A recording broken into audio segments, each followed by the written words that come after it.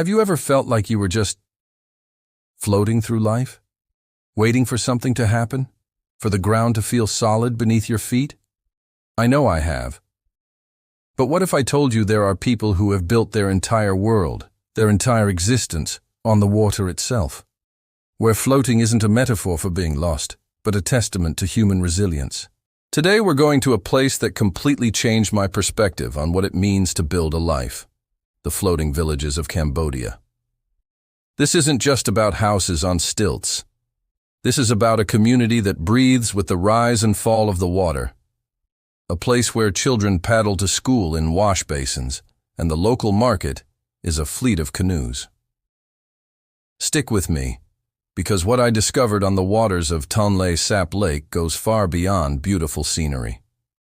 It's a powerful lesson about adaptation, community, and finding your anchor in the most unexpected of places. When our long-tail boat first chugged away from the dusty shores near Siem Reap, the landscape began to transform.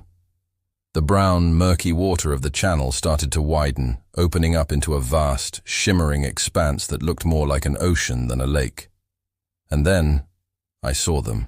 Houses, schools, and even a basketball court, all perched on towering wooden stilts or floating on bundles of bamboo, rising out of the water like a mirage. My first thought was, how is this even possible? We were entering Kampong Pluk, one of the several villages on the Tonlé Sap. This lake is incredible. They call it the beating heart of Cambodia. During the dry season, it's a relatively small lake. But when the monsoons arrive, the Mekong River reverses its flow and floods the area, expanding the lake to over 5 times its size. And these villages don't just survive this dramatic change. They've built their entire culture around it. Our guide, a man named Dara, whose family had lived on the water for generations, pointed to a house painted bright blue. "My cousin's house," he said with a smile. "During the dry season, the ground is right there," he explained, pointing to a spot about 30 feet below the floorboards. "We farm on the land. When the water comes, we fish. The water gives, and the water takes. We just have to listen." Listening. That word stuck with me. We're so used to trying to control our environment, to bend nature to our will. Here, it was the complete opposite. It was about surrender, about adapting to a rhythm far greater than themselves. It's a dance between humanity and nature, and I was just beginning to learn the steps. As we navigated the watery streets, daily life unfolded all around us. A woman in a conical hat expertly paddled her canoe, its hull filled with fresh vegetables, calling out to her neighbors. She was the floating grocery store. Kids, no older than 5 or 6, laughed as they splashed and played, their balance on the edge of the boat so natural, it was like they were born with sea legs. We passed a floating school, where we could hear the faint sound of children reciting their lessons. Everything you'd find in a village on land was here, just floating. Dara took us to a crocodile and fish farm, which was essentially a large floating pen attached to a family's home. The owner, a grandmother with the kindest eyes and a smile that crinkled her entire face, showed us how they raise the fish and crocodiles, which are a major source of income. She didn't speak much English, but through Dara's translation, she shared her story. She was born here, raised her children here, and now watched her grandchildren learn to swim in the very same waters. Her home wasn't just a structure, it was an heirloom, a legacy passed down through the pulse of the tides. There was a moment that I will never forget. We had moved from the main village into the flooded mangrove forest. The roar of the boat's engine cut out, and we were suddenly adrift in an ethereal, silent world. The water was a perfect mirror, reflecting the tangled roots and green canopy above. It was pure magic. In that silence, I felt the true weight of what it means to live here. It's not a life of convenience.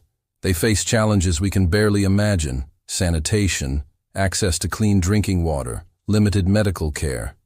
It's a life that requires incredible strength. But what I saw wasn't poverty or desperation. I saw ingenuity. I saw community. When someone's house needs repair, the neighbors come together. When a family faces hardship, the community provides. They are interconnected in a way that many of us in our modern, hyper-individualized world have lost.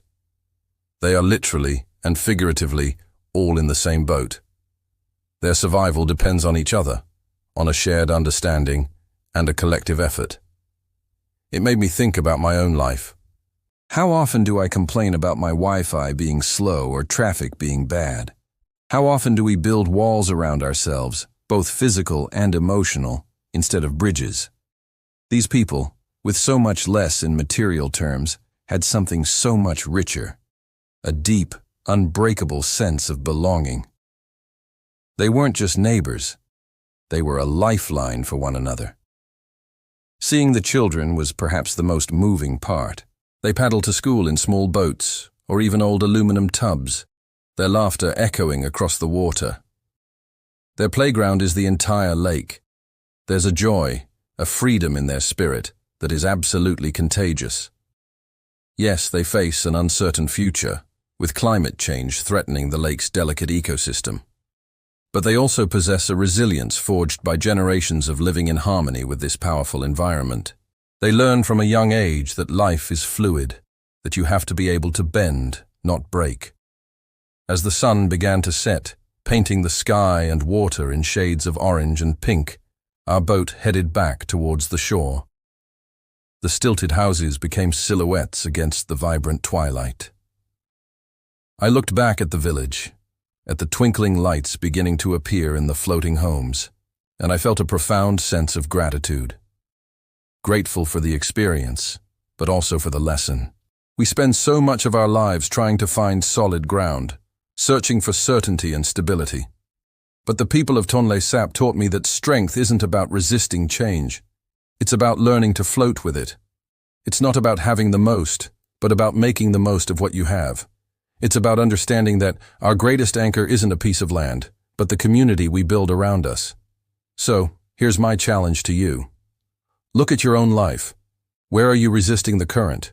Where are you trying to build walls when you could be building boats? Maybe you're facing a change at work, a shift in a relationship, or just a general feeling of being adrift. Instead of fighting the tide, what if you learned to navigate it? What if you leaned on your community, your village, to help you through the currents? The strength we're all searching for isn't out there somewhere waiting to be found. It's inside of us, in our ability to adapt, to connect, and to find our footing, even when the ground beneath us is water. Thank you so much for joining me on this incredible journey today. If this story moved you, please hit that like button and subscribe for more adventures that challenge the way we see the world. And share this video with someone who might need a reminder that they are stronger and more resilient than they think. Until next time, keep exploring.